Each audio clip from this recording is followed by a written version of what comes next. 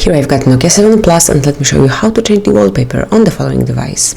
So at first let's open the list of all applications, then find and select the settings. Here you have to scroll down, find and select display, which is under battery, and then go to wallpaper album.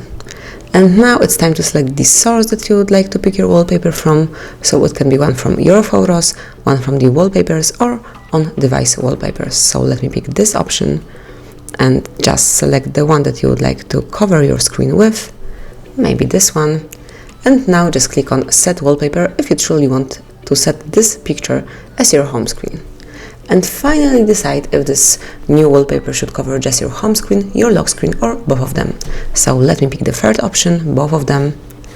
And as you can see, from now on your brand new wallpaper is covering both your home screen and also the lock screen.